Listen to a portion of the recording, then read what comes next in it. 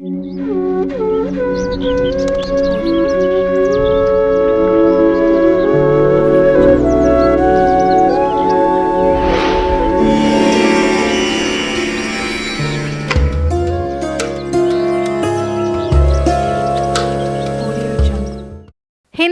అతి ముఖ్యమైన పండుగల్లో సంక్రాంతి కూడా ఒకటి. ప్రతి సంవత్సరం సంక్రాంతి పండుగను 14న లేదా 15న జరుపుకోవాలా అనే కన్ఫ్యూజన్ ఎప్పుడూ కొనసాగుతూనే ఉంటుంది. ఈ పండుగను ఒక్కో రాష్ట్రంలో ఒక్కో పేరుతో పిలుస్తారు. ఈ ఏడాది తెలుగు రాష్ట్రాల్లో 14వ తేదీన పండుగను జరుపుకోబోతున్నారు. సూర్యుడు మకర రాశిలోకి ప్రవేశించే రోజున మకర సంక్రాంతి పండుగను జరుపుకుంటాం.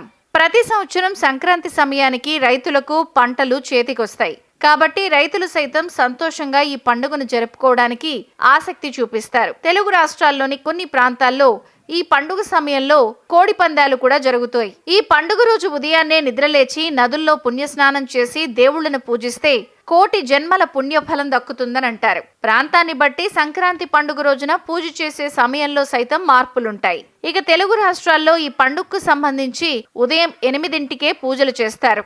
సంక్రాంతి పండుగ రోజున కొంతమంది నాన్ వెజ్ వండుకుని తింటారు. పండుగ సమయంలో నాన్ వెజ్ వండకూడదని, ఈ తప్పు చేయడం వల్ల అశుభ ఫలితాలు వస్తాయని ఇంకొంతమంది అంటారు. పండుగ రోజున ప్రశాంతంగా ఉండాలని, శక్తి సామర్థ్యాల మేరకు దాన ధర్మాలు చేయడం వల్ల పూర్వీకులకు ఆత్మశాంతి కలుగుతుందని పండితులు చెప్తున్నారు. సంక్రాంతి పండుగ రోజున సూర్య భగవానుడికి అర్ఘ్యం సమర్పించడం ఎంతో ముఖ్యం. సంక్రాంతి పండుగకు చేసే పిండి వంటలను తినడం వల్ల శరీరానికి అవసరమైన పోషకాలు సైతం లభిస్తాయి. సంప్రదాయ పిండి వంటలతో సంక్రాంతి పండుగను ప్రతి ఇంట్లో అంగరంగ వైభవంగా జరుపుకుంటారు. అరిసెలు, చక్రాలు, కజ్జికాయలు, లడ్డూలు, ఇతర పిండి వంటలను ఈ పండుగకు తయారు చేసుకుంటారు. ఇక ఈ పండుగకి కాంపిటీషన్లు, జానపద నృత్యాలు, గాలిపటాలు ఎగరేయడం ఆచారంగా ఉంటుంది. రంగురంగుల గాలిపటాలు ఆకాశంలో ఎగురవేయడం ఈ సంబరాల్లో ప్రత్యేకత. సూర్య భగవానుని పూజించే ఈ పండుగ ప్రారంభం వసంత ఆగమనాన్ని సూచిస్తుంది. ఈ సమయంలో ఎగరేసే గాలిపటాలకు ప్రత్యేకత ఉంటుంది. తెల్లవారుజాము నుంచే ఆకాశంలో రంగురంగుల గాలిపటాలు ఎగురుతాయి. చలికాలంలో చాలా క్రిములు ఉత్పత్తి అవుతాయి. జబ్బులు, జ్వరం వచ్చే అవకాశం.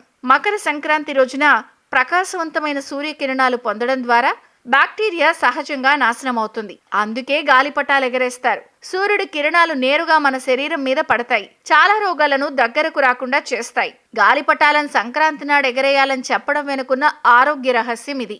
ఆ రోజున శరీరం మీద సూర్యకిరణాలు పడటం వల్ల అమృతం లాంటివి. వివిధ వ్యాధులను నయం చేసే శక్తి ఉంటుంది.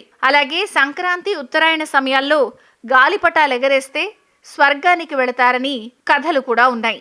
మంచి జీవితాన్ని, సంతోషాన్ని ఇచ్చినందుకు భగవంతుడికి కృతజ్ఞతలు తెలిపేందుకు గాలిపటం ఎగరేస్తారట.